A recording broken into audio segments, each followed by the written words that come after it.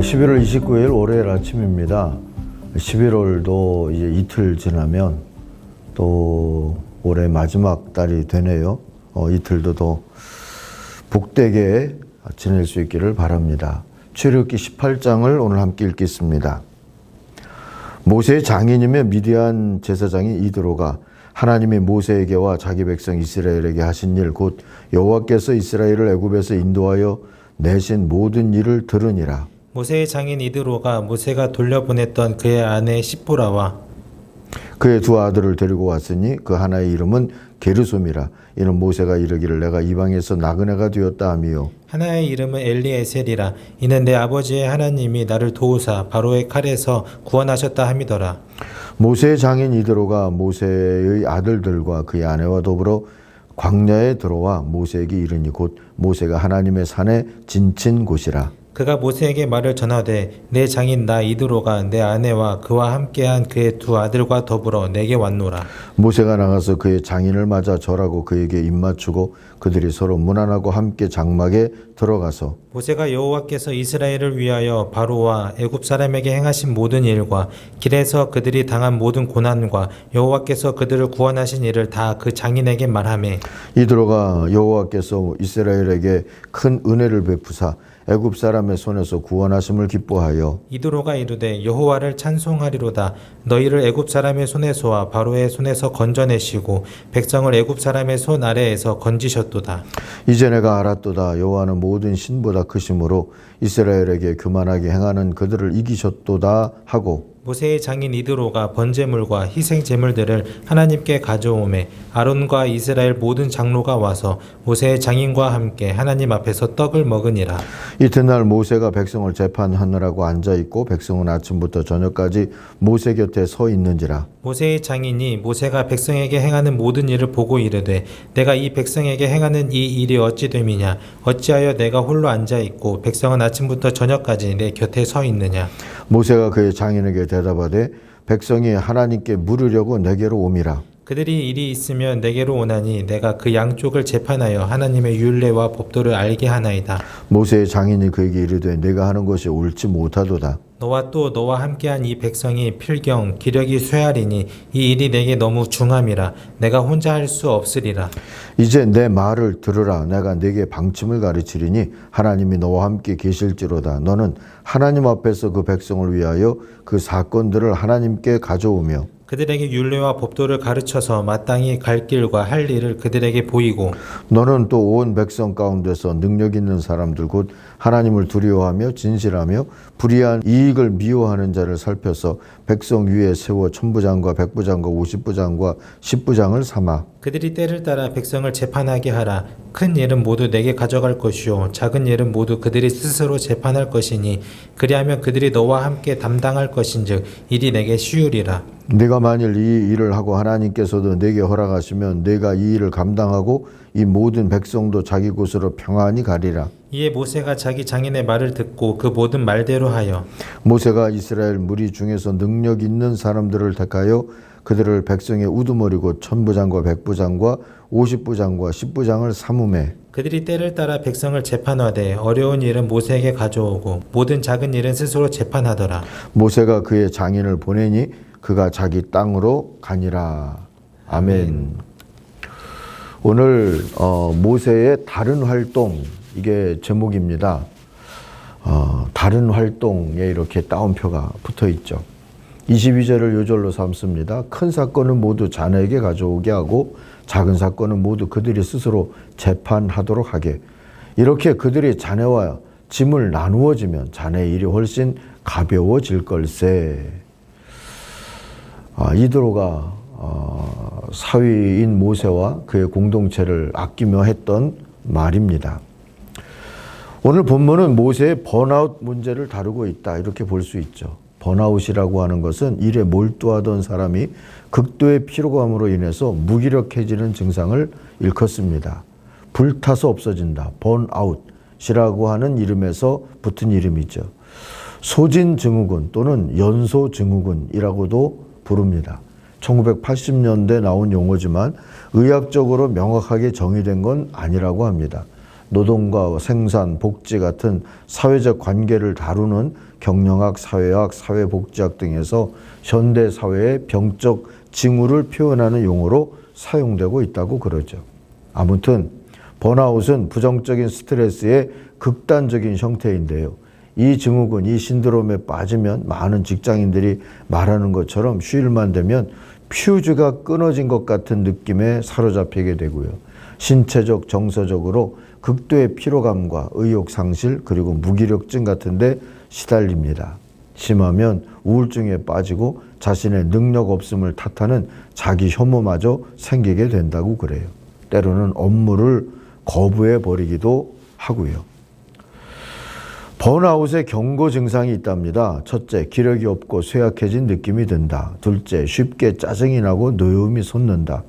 셋째, 하는 일이 부질없어 보이다가도 오히려 열성적으로 업무에 충실한 모순적인 상태가 지속되고 그러다가 갑자기 모든 것이 급속도로 무너져 내린다. 넷째, 만성적인 감기, 요통, 두통 같은 질환에 시달린다. 다섯째, 감정의 소진이 심해 우울하다 하고 표현하기 힘들 정도의 에너지 고갈 상태를 보인다.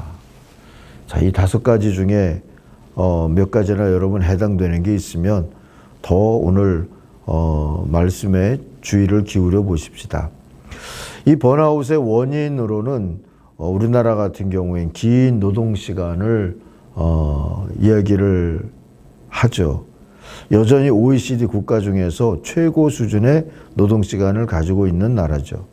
두 번째는 노동시간에 비해 보상이 적다는 것도 꼽을 수 있습니다.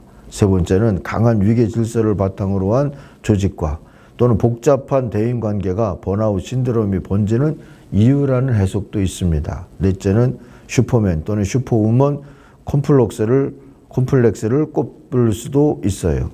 사람들은 불꽃 같은 삶을 우상시하는 경향이 있는데 그런 경향을 가진 이들일수록 더더욱 이런 콤플렉스에 빠지기가 쉽다고 합니다. 그러나 우리가 다 잔다르크나 이순신이 될 수는 없죠. 모세나 다윗이 될 수도 없습니다. 불꽃이 화려할수록 그림자도 짙고 사그러지면 재만 남아서 더 함을 느낄 수도 있어요. 어쨌든 우린 다 영웅이 아닙니다. 하루하루 구체적인 삶을 살아내야 하는 실존적인 존재들일 뿐입니다. 번아웃 증후군에서 벗어나기 위해서는 무엇이 필요할까요? 첫째, 혼자 고민하지 말고 지인이나 배우자 혹은 회사나 교회 같은 데서 멘토를 삼고 그와 함께 상담을 하는 일이 필요합니다. 두 번째, 되도록 정해진 업무 시간 내에 일을 해결하고 퇴근 후에는 집으로 일을 가져가지 않는 것도 좋고요.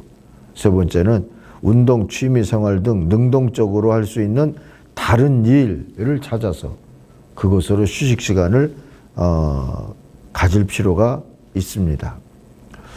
자, 본문은 모세가 이와 비슷한 프로세스를 통해서 번아웃의 위기에서 벗어났다는 것을 알려주고 있습니다. 우선 모세에겐 장인 이드로가 멘토였습니다.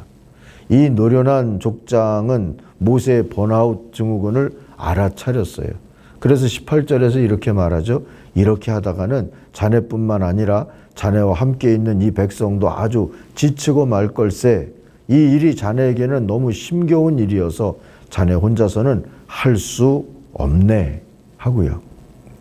그러면서 이드로는 지친 모세에게 무슨 레드볼이나 핫식스를 건넨 게 아니라 가족을 데리고 왔어요. 아내 십보라와 아들들을 오랜만에 만나게 해줍니다.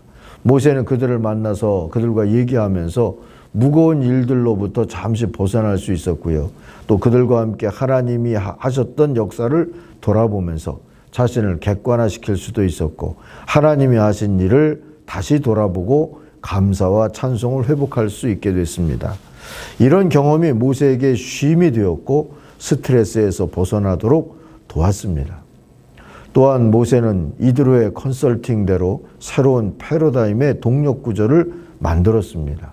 25절, 26절 보시면 온 이스라엘 사람 가운데서 유능한 사람들을 뽑고 그들을 백성의 지도자로 삼아서 천부장과 백부장과 50부장과 10부장을 세웠다 합니다. 그들이 언제나 백성을 재판하면서요. 어려운 사건은 모세에게 가져오고 작은 사건들은 모두 그들이 스스로 재판을 했습니다. 자, 일하다가 지쳤을 때는 이렇게 일로부터 조금 떨어지기, 신뢰와 친밀함을 나눌 수 있는 공동체 안에서 머물기, 돌아보고 기억하며 기념하기, 일을 줄여서 짐도 공도 서로 나누기 등등 이른바 다른 활동으로 에너지를 재충전하는 게 좋습니다.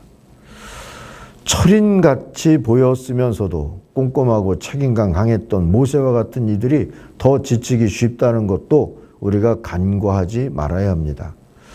이런 일들은 방전된 배터리에 15%만 충전이 돼도 마치 100% 충전된 사람처럼 또 자신을 태워서 일하는 사람들 속에 더 종종 일어납니다. 그러지 말아야 되겠죠. 모세가 이들의 도움을 받아 쉼과 충전의 기회를 얻은 걸 잘 묵상해 보십시다. 멈추기, 나누고 덜기, 감사하기, 충분히 충전하기, 그런 걸 좀 우리도 배우고 실천하고 그럴 수 있도록 배려하고 그러는 것이 필요합니다. 그렇게 우리들이 살도록 노력하십시다. 정기적인 다른 활동도 권하고 싶습니다. 제게는 그런 다른 활동이 그냥 걷기인 것 같아요. 제주의 올레길이나 도심의 골목길 같은 한적한 길을 걸을 때마다 나른한 상쾌함 같은 그런 위로와 쉼의 느낌을 얻곤 합니다. 여러분도 지칠 때에 하는 다른 활동을 찾을 수 있기를 바랍니다. 가장 좋은 은혜는 아직 오지 않았습니다. 우리가 다시 한번 이 번아웃 증세를 떨치고 일어선다면 하나님은 그 은혜를 경험하도록 우리의 걸음을 이끌어 주실 줄 믿습니다. 기도하겠습니다.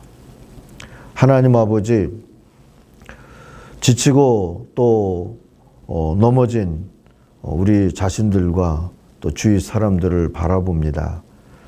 모세를 일으켜 주셨던 우리 하나님께서 또 일으켜 주실 줄 믿습니다. 모세처럼 그 번아웃 증세에서 일어날 수 있도록 또 여러 환경도 지혜로움도 믿음도 허락해 주시옵소서. 모든 지친 성도들에게 재충전의 복을 베풀어 주시고 한 달여 후에 만나게 될 새해를 새로운 감사로 맞이할 수 있게 하여 주옵소서. 예수님의 이름으로 기도하옵나이다. 아멘.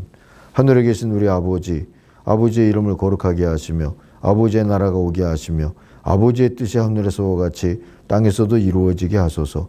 오늘 우리에게 일용할 양식을 주시고 우리가 우리에게 잘못한 사람을 용서하여 준 것 같이 우리 죄를 용서하여 주시고 우리를 시험에 빠지지 않게 하시고 악에서 구하소서. 나라와 권능과 영광이 영원히 아버지의 것입니다. 아멘. 같이 기도하겠습니다.